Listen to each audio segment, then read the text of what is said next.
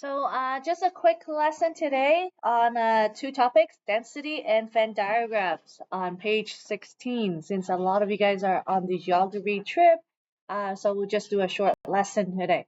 So density. What does the word density mean? Just in general. Yeah. Right. How much is in it, right? Like in a set, how much numbers is in it. So this is actually a quick little recap as well with what are like natural numbers and integers and stuff as well.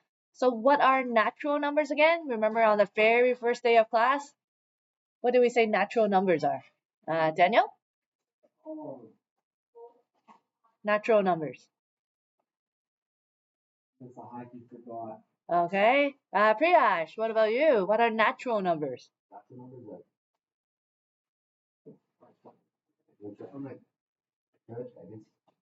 From -2 to 10. Those are integers. Oh, wait, no. Normal numbers, I guess from 0 to up to. 0 and up or 1 and up? That's right. Okay, so natural numbers in this case are like 1, 2, 3, 4, 5, 6, 7, 8, 9, and 10 inclusive. So how many numbers are here? 2, 4, 6, 10. So in the first set, there's 10 numbers in it. What about the odd integers from -2 to 10? Liana? Odd integers? Oh, okay, Charles? Well, negative value is -2 and -1. No, odd integers. Just the odd ones. Odd numbers are? -1. Yep. And then positive 1, 1, 3. 3, 5, 7, 9. Okay, how many numbers are here in this set? 6. 6, yeah, that's it. Okay, integers from -2 to 10. Yep, -2, -1, all that up to 10. How many numbers are there?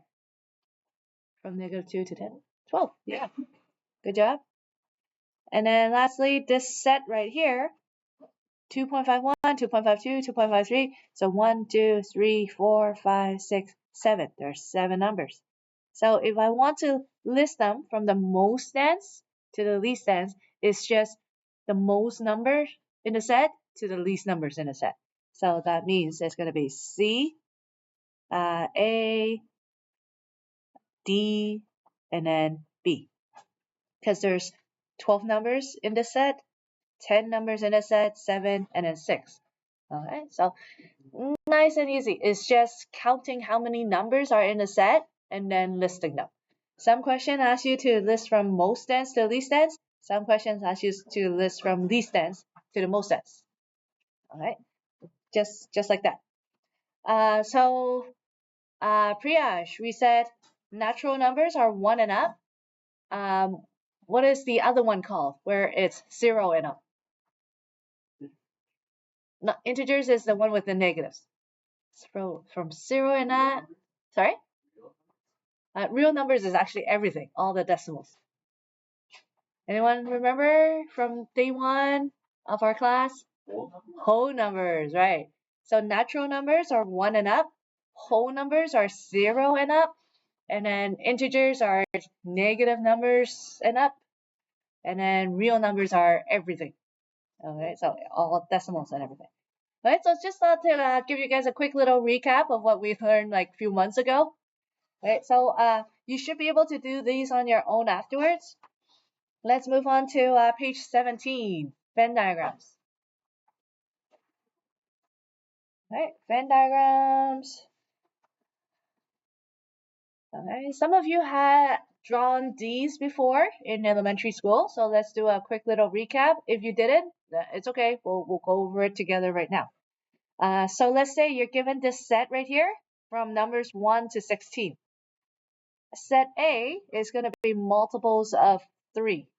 Okay, so from the set, multiples of 3 are going to be 3, 6, 9, 12, 15.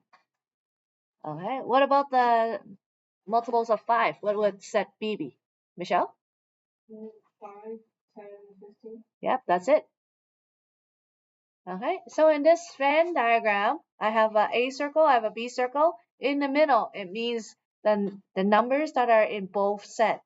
So are there numbers that are in both sets? Yes. Which? 15, yeah. So you put the 15 in the middle. Okay, what do I put on this A side? Multiples of 3. Which are? 3, 6, 9.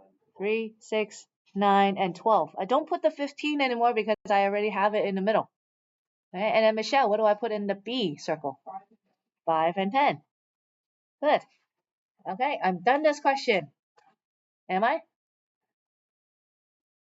Am I done? They're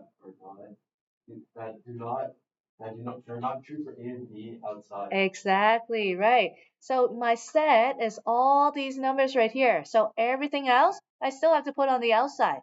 It just doesn't belong to A and B. So everything else, it still exists, but we have to write it. So 1, 2, 3, 4, 5, 6, 7, 8, 9, 10, 11, 12, 13, 14, 15, 16. Right? So all the other numbers, you still have to include them. They just go outside the circle. Okay. So now this part right here is a little tricky. I do want to introduce this notation for you guys. All right. But you will probably see more of these in grade 12 data management. All right. But I think it's good for you guys to know. And sometimes EQAO does like to throw something out of random in there. So if you do see something like this, you won't be surprised. What does this symbol mean right here? This upside down N. What does that symbol represent? Anyone know? It's a tricky question. Rio, do you know what this symbol represents? Not union. Union is the the other one, which in plain English. The things that they have. They have in common. So N. So this is actually just A and B. Okay, so but Rio, what does this P stand for? Do you know what this P stand for?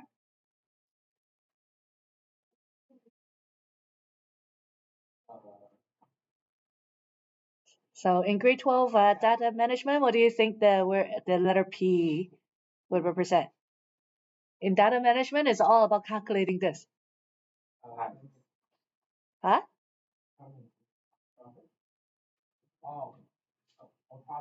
Probability, right.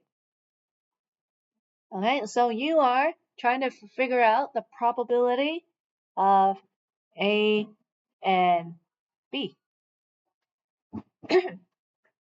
Okay, so the probability of getting A and B is only number 15 right here. So you have 1 out of how many total numbers are here? 16. 16. So your probability is 1 out of 16. Right? That's what the P represents, probability. And then this upside down N right here is the notation for N.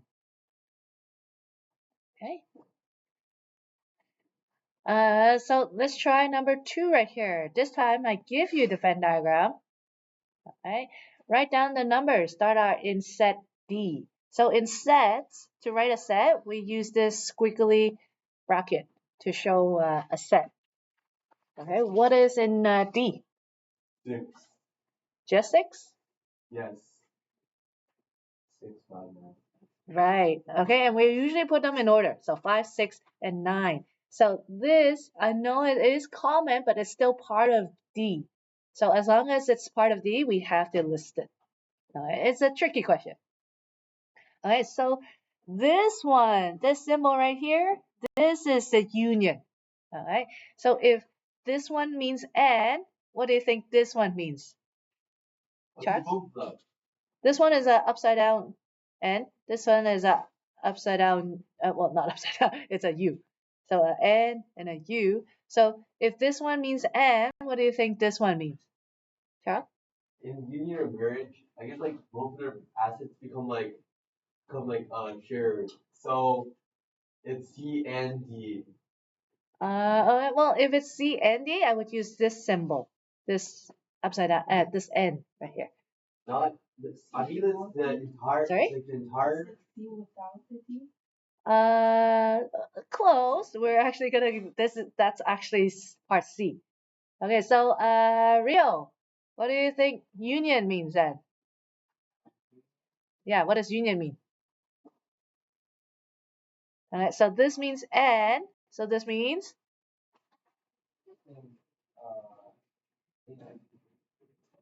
or. That's right. So this means or. So C or D. Okay, what numbers are in C or D? 1, 4, right, all those. So 1, 4, 5, 6, and 9. So just like with the part A right here, I know these two numbers are in both C and D, but right here they're just saying what are in D and what are in C or D. Okay, so these two are in C or D. In fact, they're in both. They're in both sets. Okay, so you do these two numbers as well. Okay, because they're part of one or the other set. Okay, and then the last one. Okay, we're going through a lot of notation right here. This. Okay, what do you think this little symbol means then? Well, if it's just C, I would have just put C. Sorry? Nope. Alright, like if it's without the D, I would have to write something in here as well. Is it the circle of C? Not the circle of C, because just like D, I would just write a D like this. If it's just C, I would just write the C. So, Priyash, what did you want to get? No? Okay. Not C, right? This little bit right here means not C. Right? So what is not in C? Michelle? What is not in C? 6, 7, and 11. That's it. 6, 7, and 11. Okay, so other than this circle right here, all the other numbers. So 6, 7, 11. Okay. Oh, last example, example 3. There are 80 students in grade 11. 9 students study French and German. 35 studies only French. And 2 do not study French or German. Complete the Venn diagram. So again, you have to draw your own. Right? How many of you ever played escape games before? Escape rooms. No, you don't like those? Okay, I love escape rooms. Okay, if you do, here's a little trick for you. Whenever they give you the clues, do them backwards. Okay, do the clues backwards. It actually is easier to solve that way. So I know that 2 students do not study French and German. So where do I put the 2? Outside. That's right. I put a 2 right there. 35 only study French. Yeah, put it on F. And then 9 students study French and German. So where do I put the 9? The overlap. Okay. And then, so how many only study German? 0. Well, let's try to figure it out. Remember, there's 80 students in total. So 80. Take away the 9, take away the 35, take away the 2. That means, how many is that?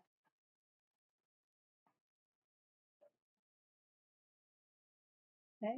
Liana, what did you get? Okay, or Priyash? 34. 34 what? Students, right. Okay, don't forget units. You still have units with these. So 34 students study German only. Okay, good. All right, so that's the lesson. As I said, just a quick little lesson since we're missing half the class today. So hopefully this lesson, for those who aren't here, they can watch this video and get caught up on what they missed. Not very confusing. A lot of it is just adding, subtracting, and just eyeballing the numbers. Only trick I would say is just these notation to know that what they are asking. So this probability of A and B, what are the numbers in the set D, what are the numbers in set C or D, and this one, what are the numbers not in C? Okay, so just I would say the only trick is just the notation, and you'll see more of it in grade 12 data management. Okay? If you like this type of math, then data management is the right type for you, right course for you.